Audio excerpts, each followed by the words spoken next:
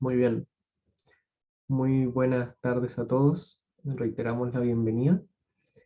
Y hoy, para la predicación del Evangelio, quiero que piensen cómo es la idea de estas canciones inconclusas que a veces existen en el gran repertorio de antiguos maestros de la música que han existido. Hoy no es muy común escuchar que una canción esté inconclusa. Oye, es súper raro escuchar de canciones que en el título aparece la canción que no se terminó, pero aún así se publicó y la sacan igual. No es tan así, ahora las canciones son mucho más comerciales. No permitirían que se saquen así, no tienen estándares tan altos como antes quizás. Pero es curioso, por ejemplo, hay algunas canciones de, de Mozart, me parece, o Beethoven, donde los títulos dice melodía inconclusa. Pero no sé si les ha pasado que cuando uno escucha esas canciones, como la novena sinfonía, esa que le dicen el himno de la alegría igual, me parece que es una, no suena nada inconclusa, no, pareciera que no le falta nada. Pero ¿cómo sería para el autor saber que esta canción no está terminada?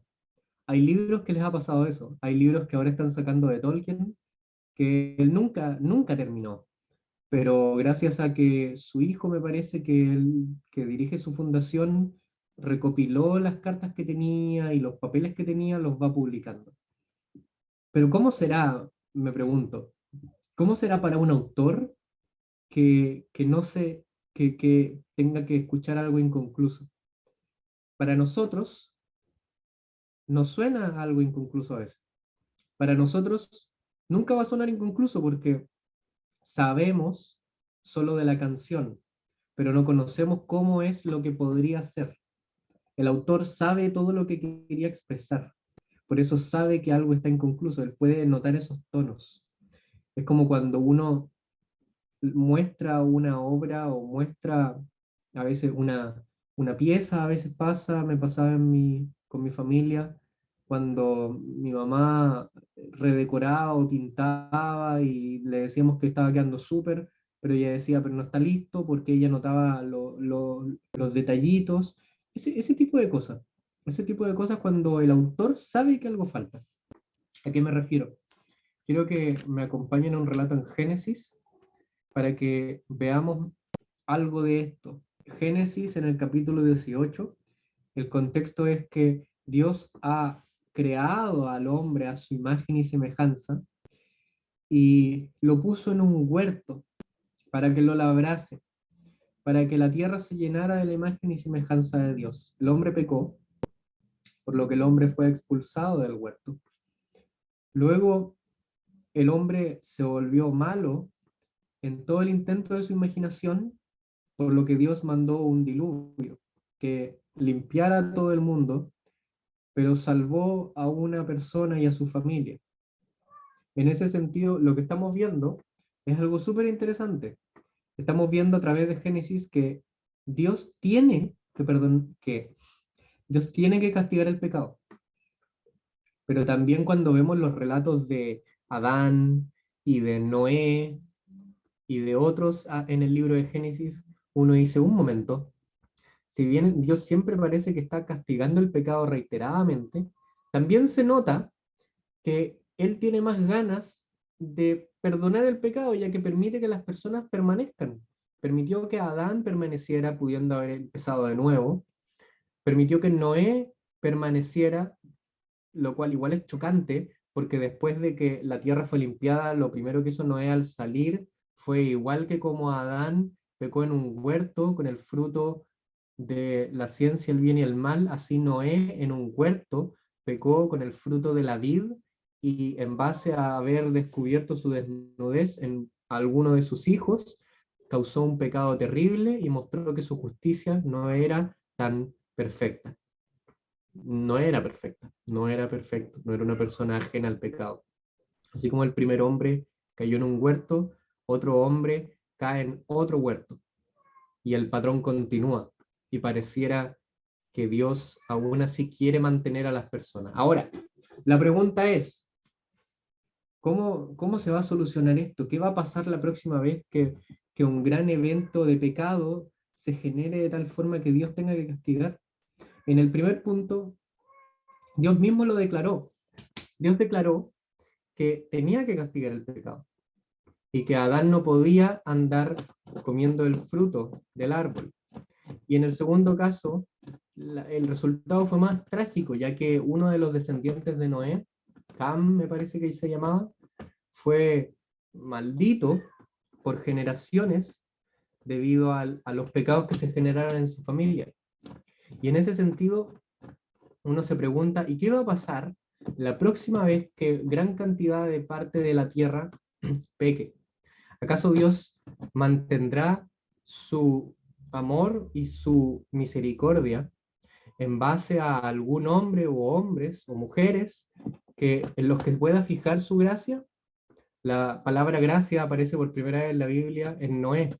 Noé halló gracia ante los ojos de Dios, y ahí se ve que la humanidad se perpetuó gracias a que Noé halló gracia a los ojos de Dios. No lo merecía, él no merecía entrar al arca. Dios le permitió entrar al arca. No, él no merecía la salvación, pero por gracia él entró al arca y Dios cerró la puerta. Quiero dejar una cosa súper clara a todo esto. En ninguna parte de la historia de la humanidad las personas se salvaban por obedecer. Siempre ha sido por fe. Adán iba a ser salvo si creía por fe que no comiendo el fruto del árbol era mejor para él. Y Noé era salvo por gracia en tanto creyera que Dios hablaba con verdad y que si el arca estaba ahí para salvar, entonces él tenía que entrar. Que noten que siempre es por fe. Nunca hay una parte en la historia donde Dios ha pedido obediencia por obras. Eso es una locura, porque no podemos hacerlo, no está en nosotros. ¿Ya? Pero miren esta historia. Noten como en Génesis 18 hay otra historia. Génesis capítulo 18 dice así. Y se acercó a Abraham y dijo, ¿destruirás también al justo con el impío? El contexto es el siguiente.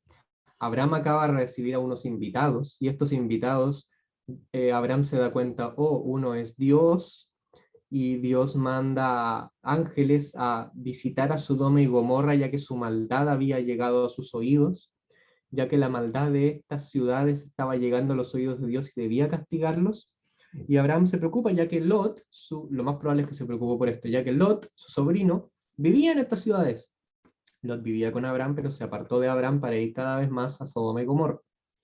Y ahora incluso es una autoridad en Sodoma y Gomorra. Se acercó a Abraham y dijo, ¿destruirás al justo con el impío? Quizás haya 50 justos dentro de la ciudad. ¿Destruirás también y no perdonarás al lugar por amor a los 50 justos que estén dentro de él? Lejos de ti el hacer tal, que hagas morir al justo con el impío, y que sea el justo tratado como el impío. Nunca tal hagas. El juez de toda la tierra no ha de hacer lo que es justo. Entonces respondió Jehová, si hallar en Sodoma 50 justos dentro de la ciudad, perdonaré a todo este lugar por amor a ellos. Y Abraham replicó y dijo, he aquí ahora que he comenzado a hablar a mi Señor, aunque soy polvo y ceniza. Quizás faltarán de 50 justos 5. ¿Destruirás por aquellos 5 toda la ciudad? Y dijo, no la destruiré, si hallare allí 45. Y volvió a hablarle y dijo, quizás se hallarán allí 40. Y respondió, no lo haré por amor a los 40. Y dijo, no se enoje ahora mi señor si hablare, quizás se hallarán allí 30. Y respondió, no lo haré si hallare allí 30. Y dijo, he aquí ahora que he emprendido el hablar a mi señor. Quizás hallarán allí 20.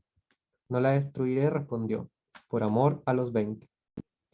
Y volvió a decir, no se enoje ahora mi señor si hablare solamente una vez. Quizás se hallarán allí 10. No la destruiré, respondió, por amor a los 10. Y Jehová se fue, luego que acabó de hablar con Abraham, y Abraham volvió a su lugar. Hasta aquí la lectura. Esto es impresionante. Con razón se le llama el amigo de Dios. Abraham fue un hombre al que Dios le dijo que se fuera de su tierra y se fuera a un lugar al que en principio Dios no le dijo a dónde iría. Se fue confiando por fe, sin saber a dónde Dios le guiaría. Llegó a la tierra de Canaán, se fue a Egipto porque faltaba comida, volvió, su sobrino lo deja, se está volviendo cada vez más conocido en esta tierra, y Sodoma y Gomorra al parecer se están conociendo cada vez como más malas. La pregunta es, ¿qué está pasando acá? Es impresionante, ya que Dios habla en voz alta.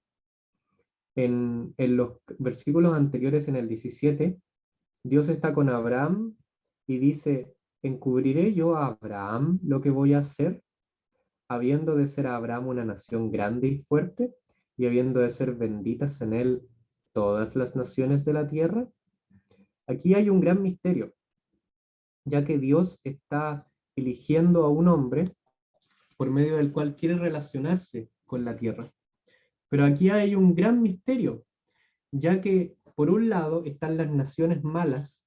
En el 20 dice, por cuanto el clamor contra Sodoma y Gomorra se aumenta más y más, y el pecado de ellos se ha agravado al extremo. Y esto es precioso, ya que por un lado se ve que a Dios le importa qué tan buenas y malas son las ciudades.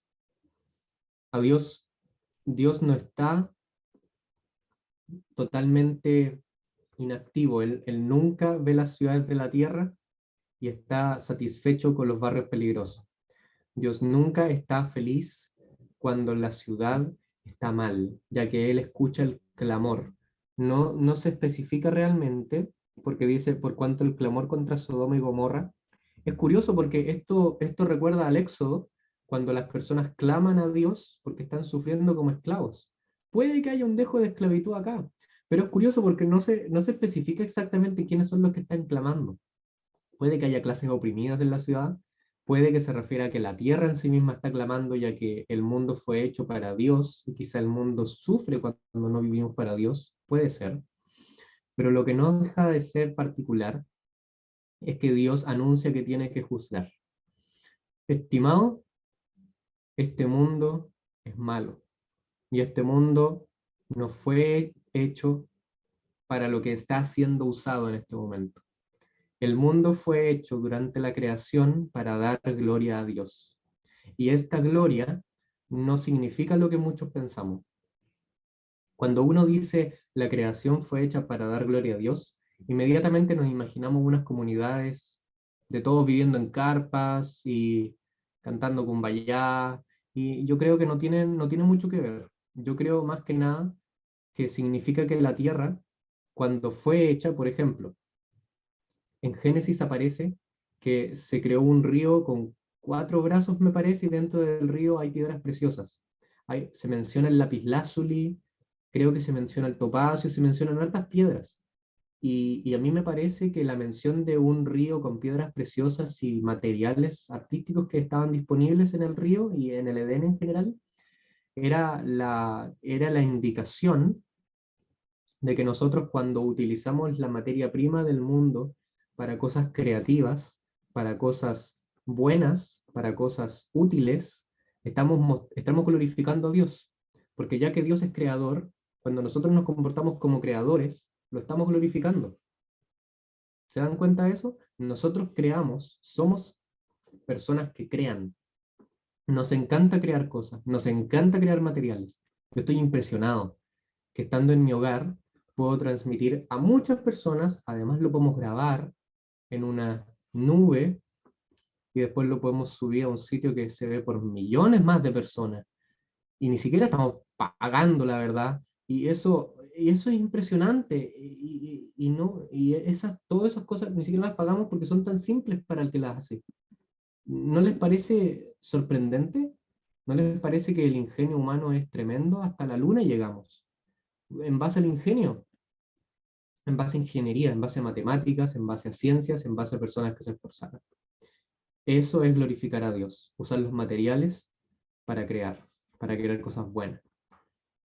El punto malo de la situación es cuando usamos estas cosas en contra de las personas. Yo creo que no hay mejor ejemplo que durante las guerras en Vietnam, me parece, algunos sabrán, se transmitió algunas cosas por la tele hace mucho tiempo. Durante esas guerras, no me acuerdo si era en Vietnam o en Corea, pero durante esas guerras se usaba un gas que era horrible, que se llamaba napalm, que básicamente lo que hacía era arrasar todo a su paso. El gas era tan terrible que se te pegaba a la piel y empezaba a matar de a poco. Era pero un gas atroz. Ese tipo de inventos es una locura. Ese tipo de inventos viene de una mente perversa. Pero en base a ese gas, yo averigüé después, vaya a saber uno el ingenio de las personas que usaron ese gas para meterlo en dosis cuidadosas y pequeñas dentro de las personas para matar células que sobraban. Y miren esto, en base a eso se crearon los tratamientos de quimioterapia. Sorprendente, ¿ah? Lo que arrasaba en las guerras, ahora se usa en los hospitales. A eso me refiero. El hombre tiene el potencial de maldad y de bondad en base a lo que crea. Ese es un ejemplo. En esta ciudad y en este mundo, creo que no estamos sometiéndonos bien. Y el juicio de Dios se revela desde los cielos contra los impíos. Vamos a tener que pagar por nuestros pecados. Quiero que pienses esto. Tu vida tiene potencial de ser imagen del Creador o imagen del veneno del pecado. Puedes pegarte a las personas y matarlas de a poco, o puedes desde dentro sanar a otros. ¿Qué estás haciendo en este momento? Yo te aseguro que todos somos pecadores y que por eso el pecado, como un veneno que se pega en uno, infecta todo lo que hagas, pienses y digas, y por eso merecemos la condenación. Y la tierra clama en contra de nosotros, que debemos pagar. Sorprendentemente, Abraham se presenta con Dios y le dice, y se pone a pedirle misericordia para la ciudad, pero no por toda la ciudad. Lo más probable es que en la ciudad hubieran unas 100.000 o 200.000 personas. Era una ciudad grande, y eso en esos tiempos era muy grande. Quizá 500.000. Y digamos que Abraham les dice, si solamente por 50 perdonarías a toda la ciudad, y Dios le dice, claro. Esto es una revelación sorprendente. En base a la justicia de pocos, Dios es capaz de tolerar el pecado y pasar por alto el juicio. Esto es impresionante. En base a la justicia de otro, Dios es capaz de pasar por alto. A lo que Abraham dice, oh, 50 no hay. Y si fueran 45, le acepta esto. Y si fueran 20, le acepta esto. Y si fueran 10, le acepta esto. Y a esto me refería con melodía inconclusa. Yo creo que aquí hay un punto donde faltaron versículos en nuestras mentes, porque Abraham llega a los 10 y nosotros sabemos que no habían 10 en Sodoma y Gomorra. Pero ¿qué tendría que haber hecho Abraham? Digamos que él seguía y él hubiera insistido, y si hubieran 5, y si hubieran 2, y si hubiera uno, Señor, y si hubiera uno en Sodoma y Gomorra que fuera justo, pero yo creo que en este momento Abraham se mordió la lengua y dijo, un momento, ¿qué estoy haciendo? El hombre más justo de Sodoma y Gomorra, lo más probable es que es Lot. Y Lot no es tan justo. Lot no es perfecto. Lot no puede ponerse por los pecados de toda la ciudad. Y alguno dirá, ¿y si llegan a cero? No, eso es imposible. Dios no puede mirar, Dios no nos mira tan en menos. Si Dios nos mirara en menos y no nos quisiera, ahí Él podría decir, bueno, que pequen, que hagan lo que quieran, no castigaré. Es que eso es mirar en menos. Dios castiga y siempre tiene que castigar el pecado, ya que, ya que cuando Él castiga el pecado, muestra que le importamos, porque castigar el pecado es una muestra de amor. Así como a ti te molesta si un cercano tuyo se la pasara todos los días drogándose o tomando cosas terribles, cosas que lo vayan matando de a poco, no estudiando, no tratando bien a las personas, odiando a la gente, quedándose cada vez más solo por sus decisiones y quedándose cada vez más cerca de una ordenanza judicial por lo que hace. Si tú no le dices nada, no quieres a esta persona. Cuando tú le dices algo, aunque esta persona reaccione con enojo, tú le estás mostrando amor. Así mismo es Dios. En su amor, Él tiene que castigar el pecado. Pero Abraham llega a una gran revelación. Necesitamos que haya uno en la ciudad que perdone el pecado. Y si este uno existe, entonces Dios puede perdonar el pecado de toda la ciudad. Pero por desgracia, en el caso de Abraham, este uno no existe. ¿Cuánto quisiera que este uno existiera para que su sobrino no muera? ¿Cuánto quisiera él? Pero yo tengo una buena noticia. Si bien aquí no ocurrió, años después esto sí podía ocurrir, ya que al mundo vino uno, que es Jesús, y saben, él vino en una de las peores partes de la historia de la humanidad, donde la muerte, donde las guerras, donde las clases sociales no se comportaban de lo mejor, y él al dar su vida por nosotros en aquella cruz, es el uno que necesitamos para que Dios pueda perdonar nuestros pecados. Estimados, quizá tú dirás, no, pero es que, mira, yo soy una mala persona, lo admito, no soy la mejor, pero en base a las cosas buenas que he hecho, yo creo que pueden cubrir todas las malas que he hecho. ¿Pueden? ¿Pueden acaso? ¿Puedes con tu estándar de perfección que alcances cubrir toda la maldad que has hecho? ¿Acaso eso lo mirará un Dios santo que ha vivido por toda la eternidad, que ha visto, que te creó además, y que además mandó a su Hijo a morir por ti en esa cruz, y va a encontrar que lo que tú hiciste fue más que lo que Él puede haber hecho para poder perdonarte? Estimado, tu pecado no solo va en romper reglas, no solo va en romper mandamientos.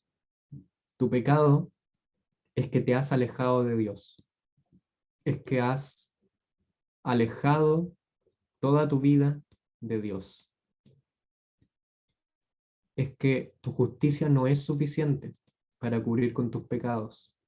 Y a menos que haya uno que sea realmente justo, que puedas decir, Señor, y por este justo, ¿podrías perdonarme a mí? La cosa es si quieres hacerlo. Cuando el Señor Jesús estaba muriendo en la cruz, Él estaba tomando tu lugar. Cuando Él vivió una vida perfecta, Él lo estaba haciendo para poder vivir la vida que tú debiste haber vivido, pero no viviste, y no vas a vivir, y no has vivido. Cuando Él se entregó en la cruz, lo hizo porque eso es lo que nos corresponde a nosotros, debimos haber muerto. Y cuando Él resucita, Él tiene la prueba, Él tiene el poder de dar vida. Él ahora está en el cielo y glorioso ofrece que si quieres creer en Él para perdón de pecados, puedes creer. No vas a encontrar a 10 justos que te suplan. No vas a encontrar a 5, no vas a encontrar a 3, no vas a encontrar a 2, pero hay uno que puede suplir por todo pecador. Hay uno que siendo justo murió por los injustos para llevarnos a Dios. Hay uno que es Dios para ser el juez y a la vez el que justifica al impío. Él no puede pasar por alto el pecado y decir, no pasa nada, no voy a hacer nada, no voy a castigar, te perdono. Es que eso no se puede. Eso no se puede porque eso sería como mirarte en menos, como mirar en menos a las personas. Imagínate violaran a toda tu familia y la persona diría, bueno, pero me puedes perdonar si no es para tanto. ¿Tú podrías vivir sabiendo que esa persona está en las calles sin haber padecido nada, sin haber pagado aunque sea una multa, sin aunque sea, oh, un perdón y gracias? No. Asimismo, a veces le faltamos el respeto a Dios diciendo, bueno, pero no es para tanto. No, si es para tanto, si es muy para tanto, es el Dios todopoderoso, el que menos se merece sufrir, y Él aún así entrega a su Hijo para perdón de pecados. Estimado, el mensaje del Evangelio es este. Jesús vino al mundo a morir por nosotros para perdón de pecados. Y ahora está a la diestra de Dios, y glorioso te ofrece que puedes creer en Él para perdón de pecados. Y por creer en Él, porque Él es justo, aquel que murió por ti, puedes tener vida eterna. Que el Señor bendiga esta bendita palabra. Que el Señor te haga entender y ver esto. Puedes creer ahora si quieres. Que el Señor te bendiga y te dé entendimiento para que esto pueda hallar cabida en tu corazón, que lo entiendas y que lo medites. El Señor bendiga su palabra y gracias por esta bendita salvación en la persona del Señor.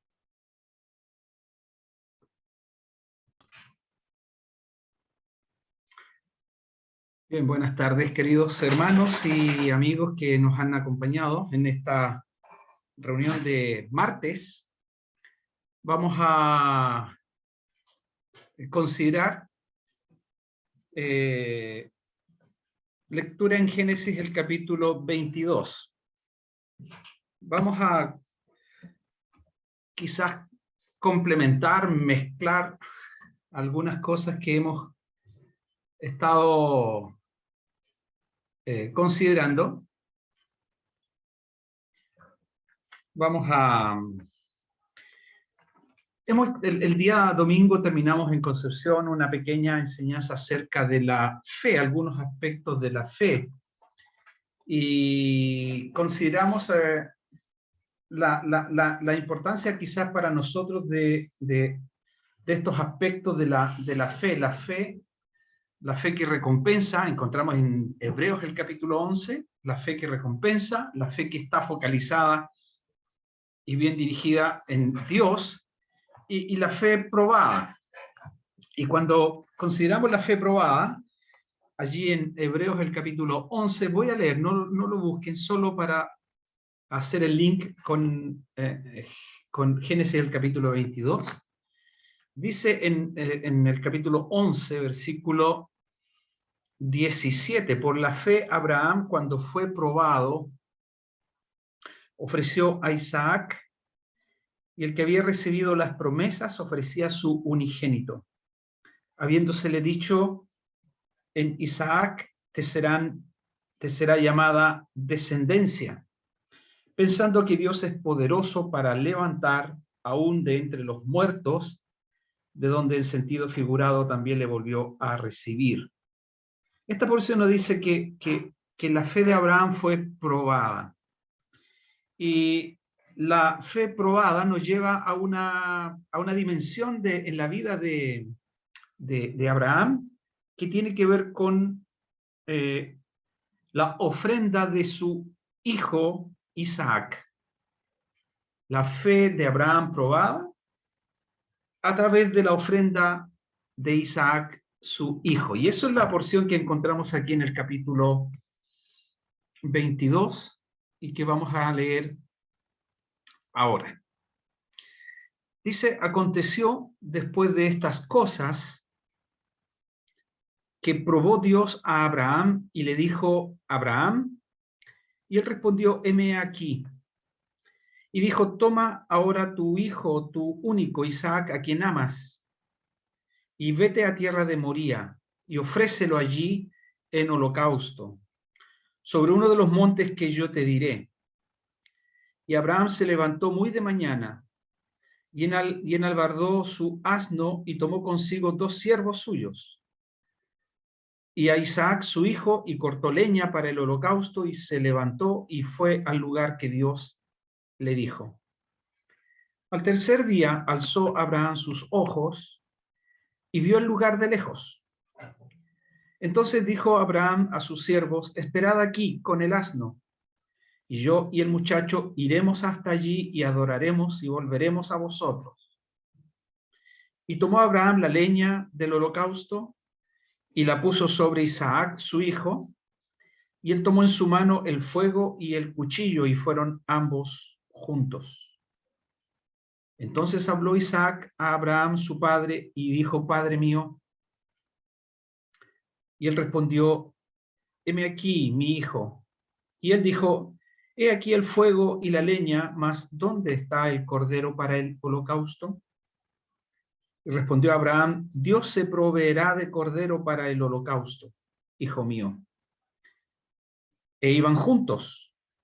Y cuando llegaron al lugar que Dios le había dicho, edificó allí Abraham un altar, y compuso la leña, y ató a Isaac su hijo, y lo puso en el altar sobre la leña.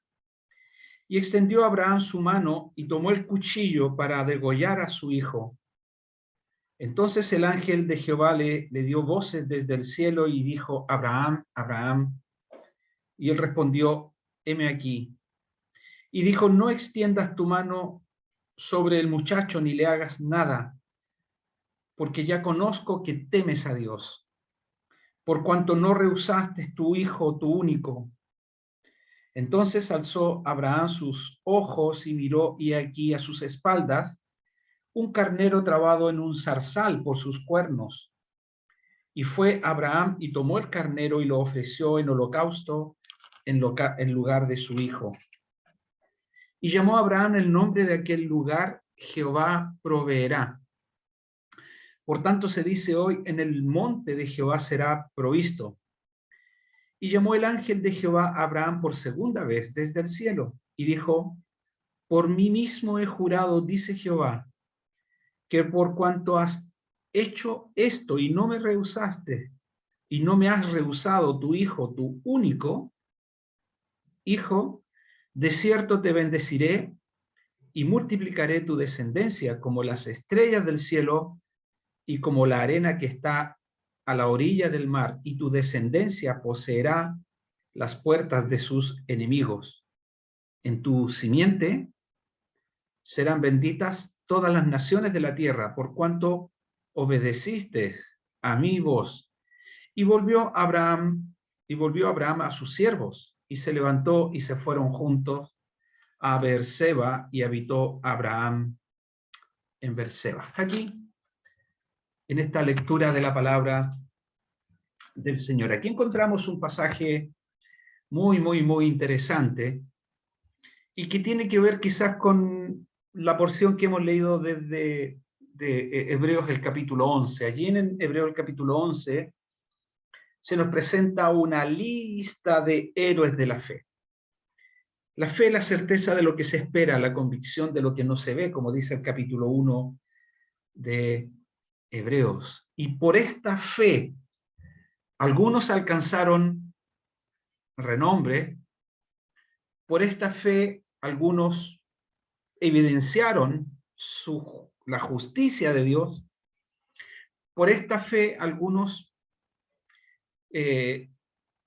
actuaron en la dirección de la voluntad de Dios y fueron destacados allí en esa lista de hombres de fe. En particular encontramos a Abraham.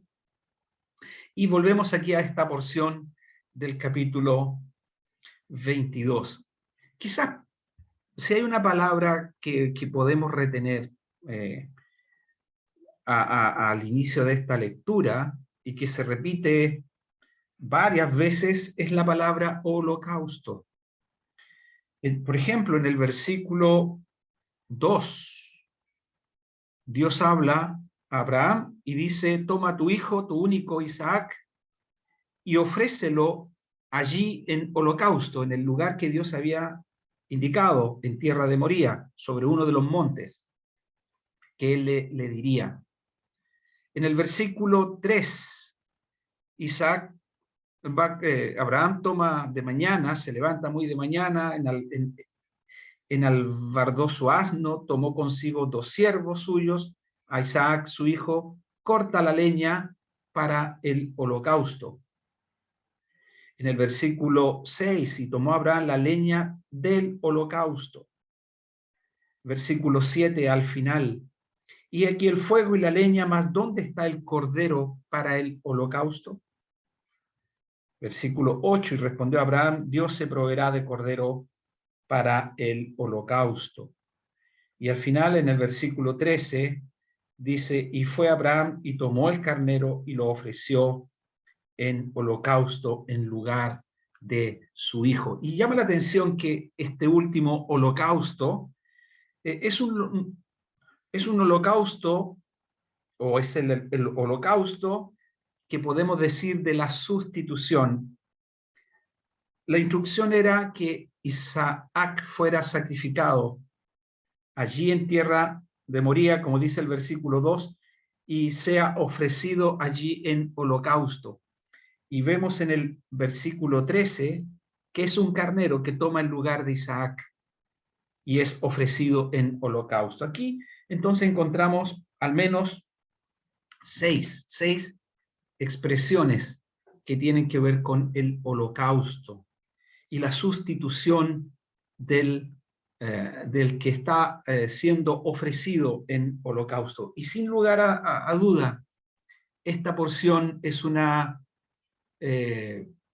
porción referenciada que nos lleva y nos direcciona a aquel verdadero holocausto, aquel que fue que fue sacrificado en aquel holocausto en el altar de la cruz, nuestro Señor Jesucristo. Decimos que esa cruz en la cual Él experimentó y fue sacrificado era un lugar para malhechores, era un lugar para ni siquiera un romano podía ser sacrificado en una cruz. Era tan indigna la muerte de crucifixión que solo los malhechores, lo peor de la sociedad, era crucificada en aquel lugar. Bueno, el Señor Jesús toma nuestro lugar. El Señor Jesús, aquel que es santo y puro, toma nuestro lugar allí en la cruz, y Él es sacrificado en sustitución nuestra. La cruz era para malhechores, para pecadores, y nosotros deberíamos haber ocupado aquel lugar. Pero dice Jehová carga en él, en boca del profeta, Jehová carga en él el pecado de todos nosotros. Así que, bueno, esta porción es una porción que nos lleva a meditar, a pensar en el verdadero holocausto, en el verdadero sacrificio, en la persona incomparable del Señor Jesús. Y eso es lo que el ángel, la segunda vez que le habla a Abraham allí en el versículo 15, le dice: por mí mismo he jurado, por cuanto has hecho esto, porque obedeciste y no rehusaste a tu hijo, tu único, te bendeciré y multiplicaré tu descendencia, y en tu simiente, dice, serán benditas todas las naciones de la tierra. En tu simiente serán benditas todas las naciones de la tierra. Y así que las naciones de la tierra hemos sido bendecidas por esta obra de Abraham, que fue consumada en la cruz por nuestro Señor. Así que aquí encontramos, en esta porción, encontramos esta palabra holocausto. Fíjense que hay al menos dos otras palabras muy, muy parecidas. Una es la palabra ofrenda. Esta palabra ofrenda aparece al menos 421 veces en la Escritura. Otra es la palabra sacrificio, que aparece 243 veces. Y esta palabra en el capítulo 22, holocausto, que aparece aquí en esta porción 6 veces, aparece otras 268 veces en las Escrituras. Y llama la atención la repetición, las veces que aparece estas expresiones: ofrenda, sacrificio y holocausto. Por ejemplo, vamos a Génesis capítulo 4. Génesis capítulo 4. Allí encontramos esta expresión ofrenda. 4, versículo. Dice: conoció Adán a Eva su mujer, versículo 1, Eva, la cual concibió y dio a luz a Caín, y dijo: por voluntad de Jehová he adquirido varón. Después dio a luz a su hijo Abel, y Abel fue pastor de ovejas, y Caín fue labrador de la tierra. Y aconteció que, andando el tiempo, Caín trajo del fruto de la tierra una ofrenda a Jehová. Y Abel trajo también de los primogénitos de las ovejas, de lo más gordo de ellas, y miró Jehová con agrado a Abel y a su ofrenda. Aquí está la ofrenda de Abel, ovejas, de los primogénitos de las ovejas, de lo más gordo de ellas trajo una ofrenda, trajo un cordero para que fuera ofrecido a Jehová. Seguramente ellos aprenderían de sus padres, Adán y Eva, a ofrecer a Dios excelencias, a ofrecer a Dios lo mejor, a ofrecer a Dios aquello que Dios había establecido, que un cordero sería del agrado y de la voluntad de Dios. Esto también nos lleva a Hebreos capítulo 11. Allí se nos menciona esta acción de Abel. Dice, por la fe, versículo 4, Hebreos 11, 4, por la fe Abel ofreció a Dios más excelente sacrificio que Caín, por lo cual alcanzó testimonio, dice, de que era justo. Mire, esta ofrenda de Abel, de lo más gordo, ofrecido a Dios, hizo que él alcanzara testimonio, dice esta porción, de que era justo, dando Dios testimonio de sus ofrendas.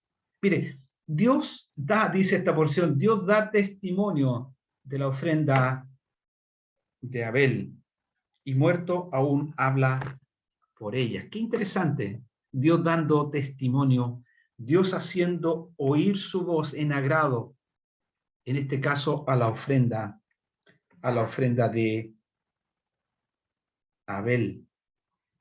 Génesis 46, allí encontramos esta otra expresión, sacrificio.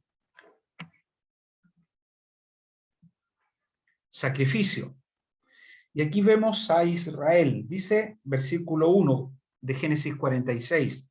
Salió Israel con todo lo que tenía y vino a Berseba, allí donde Abraham, ¿verdad? Se fue y había estado. Y vino a Berseba y ofreció sacrificios al Dios de su padre Isaac. Aquí vemos a Israel con todo lo que tenía ofreciendo sacrificio al Dios de su padre Isaac. Y también en el Nuevo Testamento nos habla de este sacrificio. Nosotros no ofrecemos sacrificios como en antaño, sacrificios de animales, pero sí Dios se agrada de sacrificios espirituales. Primera de Pedro capítulo 2, versículo 4. Dice Primera Pedro 2:4, acercándoos a él piedra viva, desechada ciertamente por los hombres, mas para Dios escogida y preciosa.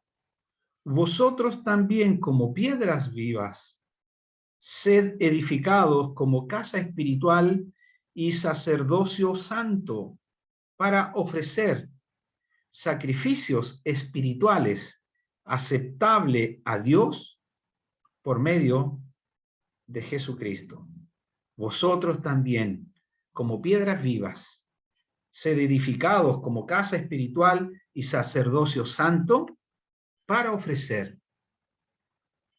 Hemos sido escogidos, somos piedras vivas, no somos rocas, no somos ladrillos en el edificio que está construyendo Dios. Somos seres individuales, cada uno de nosotros, tú y yo, pero hemos sido y somos definidos como piedras. Una piedra no es igual a otra, pero con un mismo propósito: ser edificados como casa espiritual y sacerdocio santo para ofrecer sacrificios espirituales aceptables a Dios por medio de Jesucristo. Lo que podemos hacer, nuestra vida, lo que agrada a Dios en nuestra vida cotidiana, dice, podemos ofrecer a Dios sacrificios espirituales, agradables a Dios. Vamos a la última expresión, que es holocausto. Génesis capítulo 8. Génesis el capítulo 8. Allí encontramos esta palabra holocausto. Génesis el capítulo 8 tenemos a Noé.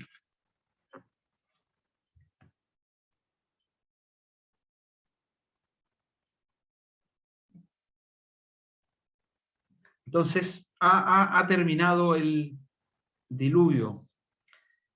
Ha terminado el periodo en que ellos permanecieron en el arca, Noé y su familia.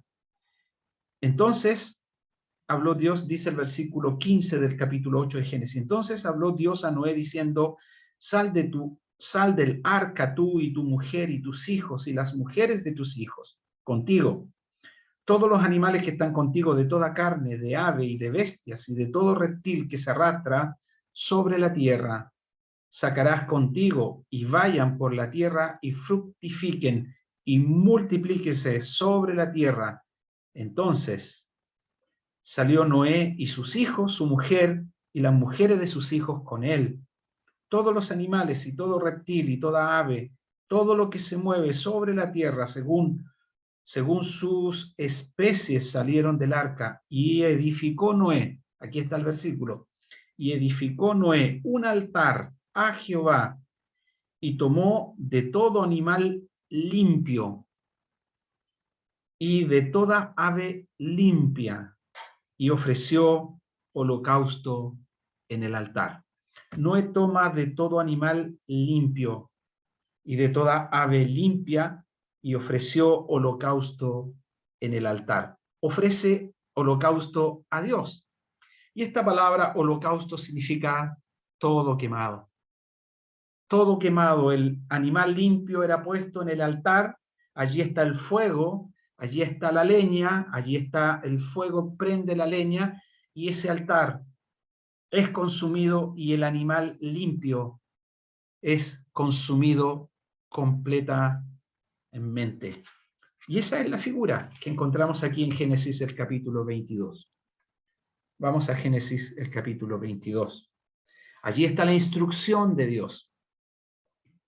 Dios prueba el corazón. Dios prueba a Abraham.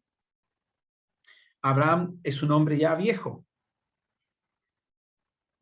Recordamos en el día domingo, más o menos cuántos años han pasado desde que Dios llama a Abraham hasta este momento.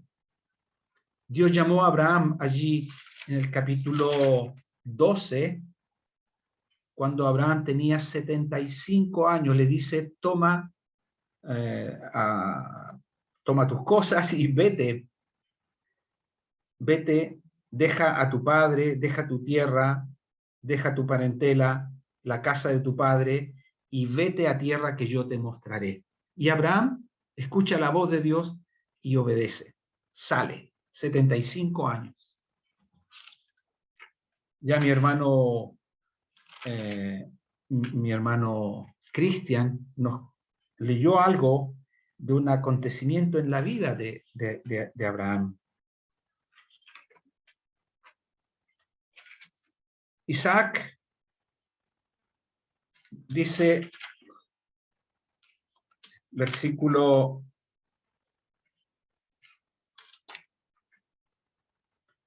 nace Isaac allí en el capítulo 21, nace Isaac, y era Abraham de 100 años cuando nació Isaac, su hijo. 25 años después de ser llamado. Entre el llamado y el nacimiento de Isaac, encontramos una declaración de Dios a Abraham en el capítulo 17. Yo soy el Dios Todopoderoso, le dice a Abraham. Se le aparece y le declara, Él es el Dios Todopoderoso. Abraham tenía 99 años. Anda, le dice, anda delante de mí y sé perfecto. 99 años. Hermanos, ¿tú te crees de edad avanzada? Mira, Dios le habla a los 99 años a Abraham y le dice, anda delante de mí y sé Perfecto. Y llegamos aquí a la lectura del capítulo 22. Abraham, seguramente 30 años, más o menos 25 años o 30 años después. Es decir, han pasado 50 años, más o menos, 50, 55 años quizás. Y Dios vuelve a hablarle a Abraham. Y vuelve a hablarle para probar. Dice, aconteció después de estas cosas que probó Dios a Abraham. Nuevamente encontramos, y voy a recalcar lo que mencionamos el día domingo. Dios prueba el corazón. Dios prueba tu corazón, hermano. Dios prueba mi corazón. Dios prueba tu vida. Dios prueba y probará mi vida. Dios probará tu vida cristiana. ¿Cuántos años tienes tú de vida cristiana? ¿Eres un recién convertido? ¿Llevas 5 años de creyente? ¿10 años de creyente? ¿20 años de creyente? ¿Tienes quizás 50 años de creyente como Abraham? Miren, Dios trabaja. Aquel que inició en vosotros la buena obra, la va a perfeccionar día a día hasta el día de la manifestación de Jesucristo. Aquel que comenzó en vosotros la buena obra, Él la va a perfeccionar. Y Dios está aquí perfeccionando nuevamente o siguiendo el trabajo de perfección en la vida de Abraham. Abraham es probado en su corazón, como dice Hebreos, y probó Dios a Abraham. Y por la fe Abraham, cuando fue probado, aquí vemos en esta porción que la fe de Abraham es probada. 50 años. ¿Cómo es nuestra fe en el Señor a medida que pasa nuestra vida cristiana? ¿Va en aumento? ¿Se focaliza mejor? ¿Tenemos mayor convicción de lo que Dios hace en nuestras vidas? ¿Tenemos mayor convicción que nuestras vidas dependen de Él? Y no de nuestras fuerzas, ni de nuestra inteligencia, ni de nuestro dinero, ni de nuestros proyectos, ni de lo que tenemos. Dios prueba el corazón. Abraham era un hombre rico, muy rico. Tenía muchos siervos, muchos animales, pero Dios probó el corazón. El corazón de Abraham fue probado. Como dice Hebreos, por la fe Abraham, cuando fue probado, la fe de Abraham fue probado.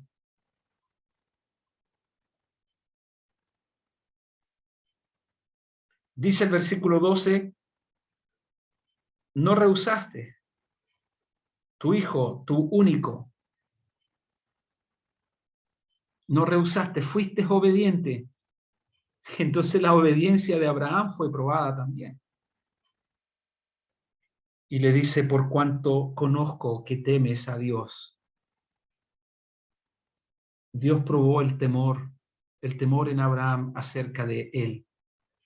Así que vemos a Dios trabajando en este gran hombre. Este gran hombre fue probado en su corazón. Yo creo que esta es la más exigente prueba en la fe de Abraham. Toma a tu hijo, te dice Dios. Dios le prueba y le da esta instrucción. Toma ahora a tu hijo, tu único Isaac, dice el versículo 2, a quien amas, y vete a tierra de Moría, y ofrécelo allí en holocausto sobre uno de los montes que yo te diré. ¿Cuánto estás dispuesto, Abraham, de obedecer a la instrucción de Dios? ¿Hasta dónde estás dispuesto, Abraham, de reconocer que Dios es soberano en tu vida? ¿Hasta dónde estás dispuestos a llegar en obediencia a la voz de Dios? Bueno, la experiencia en la vida de Abraham también nos ayuda a comprender cómo Dios puede trabajar también en nosotros y cómo Dios trabaja en nosotros. La fe de Abraham probada al máximo, al extremo, y nuestra fe también, hermanos, será probada, como leíamos el domingo, por diversas pruebas, múltiples pruebas, unas muy difíciles de sobrellevar. Y aquí está la prueba de Abraham, en extremo. Tomar a su hijo, llevarlo hasta el monte Moría, o hasta tierra de Moría, en uno de los montes, y allí ser ofrecido en holocausto. Y obedece a Abraham, y sale Abraham, y toma al muchacho y lleva a sus siervos, y habla con ellos. Yo no sé qué conversaría Abraham con su hijo. Abraham, o su hijo, cuántas veces habría visto a Abraham ofrecer sacrificio, y él sabe que un holocausto requiere de un animal puro. Y pregunta, y aquí ellos iban juntos. Isaac habla a su padre Abraham, versículo 7, Padre mío, he aquí el fuego y la leña, mas ¿dónde está el cordero para el holocausto? Isaac se da cuenta que no va el cordero. ¿Lo irá a comprar en el camino? ¿Lo irá a conseguir en el camino? Pero era necesario el cordero. Sin cordero no hay holocausto. Y tremenda fue la respuesta de Abraham a su hijo. A veces nos cuesta, ¿verdad?, dar respuestas acertadas a nuestros hijos. A veces nos cuesta llevar a nuestros hijos a la voluntad de Dios. Yo no sé cuánto iría, si Abraham iría orando en el camino para que Isaac pudiera entender lo que vendría. Pero aquí está la respuesta de Abraham a su hijo. Y respondió, versículo 8, y respondió Abraham, Dios se proveerá de cordero para el holocausto. E iban juntos. Y Abraham e Isaac no responde nada más. Y Isaac no responde nada más. Y cuando llegan al lugar del sacrificio, Abraham toma el fuego, toma la leña, prepara el altar, toma a su hijo para sacrificarlo. Hay un testimonio en el Nuevo Testamento que dice que Abraham tenía las promesas de Dios delante. Y si él sacrificaba a su hijo, Dios era aún poderoso para levantar de entre los muertos y hacerlo revivir. Hasta ahí llegaba la mirada y la confianza en su Dios. Bueno, no extiendas tu mano, dice el versículo 12, no extiendas tu mano sobre el muchacho ni le hagas nada, porque ya conozco que temes a Dios. Abraham lleva 50 años de creyente, por así decirlo. Dios te ha dicho, anda delante de mí y sé perfecto. Pero aquí está 50 años después, Dios dando testimonio y diciéndole, Abraham, ya conozco que temes a Dios. Ya conozco que temes a Dios. Quizás el temor de Dios puede irse perdiendo en el tiempo. No lo sé. A lo mejor las cosas de Dios van perdiendo esa fuerza, esa importancia, esa claridad. No lo sé. Y Dios tiene que trabajar. Dios trabajó en el corazón de Abraham. Lo prueba al máximo y declara de él, porque ya conozco que temes a Dios, porque no me rehusaste tu hijo, tu único. Y aquí viene lo más maravilloso. Alza Abraham sus ojos y mira, y aquí a sus espaldas un carnero trabado en un zarzal por los cuernos. Y fue Abraham y toma el cordero y lo ofrece en lugar de su hijo. Lo ofrece en lugar de su hijo. Y fíjense, y este es el testimonio, y esto es lo que Hebreos nos resalta de Abraham. Por la fe, Abraham, cuando fue llamado para ofrecer a Isaac, él toma a su hijo, pero teniendo en mente, teniendo en su visión las promesas de Dios. Haré de ti una nación grande. Y eso es lo que ratifica en ese pasaje de Génesis, el capítulo 22. Fíjense lo que dice Santiago, y con esto quizás vamos a terminar. Santiago, acerca de Santiago, el capítulo 2, versículo 23. Y se cumplió la escritura que dice: Abraham creyó a Dios y le fue contado por justicia y fue llamado amigo de Dios. Abraham fue llamado amigo de Dios. El corazón de Dios, el corazón de Abraham fue probado. La fe de Abraham fue probada. La obediencia de Abraham fue probada. El temor de su Dios también fue probado.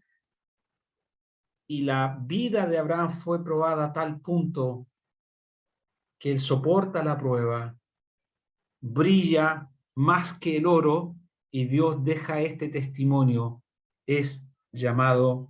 Abraham es llamado amigo de Dios. Le fue contado por justicia, porque creyó a Dios. Le fue contado por justicia y fue llamado amigo de Dios.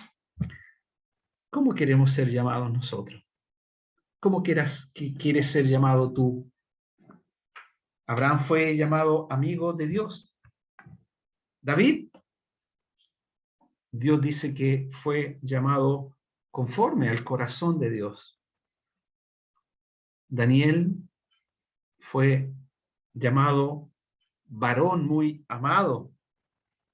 Noé fue llamado heredero de la justicia, y así estos hombres de Dios, grandes hombres de Dios, deja y queda el testimonio de haber agradado a Dios a través de la obediencia. Mejor es obedecer que los sacrificios. Mejor es estar cerca de Dios. Mejor estar en la casa de Dios. Mejor es estar en tus atrios, dijo el salmista, un día en tus atrios que mil fuera de ellos. Mejor es tu presencia. Más dulce es tu presencia que estar lejos de ti. Así que, hermanos, que esta lectura de Abraham y de la fe de Abraham y de la prueba de Abraham nos ayude a nosotros también a mirar a nuestro Dios y descansar en sus promesas. Abraham tenía focalizadas las promesas de Dios delante y así pudo soportar la prueba. Hermanos, no nos desviemos, no saquemos la vista de lo que tenemos delante. Como dije el domingo, delante está la venida del Señor. Nos tomará, nos llevará y nos llevará a estar con Él para siempre.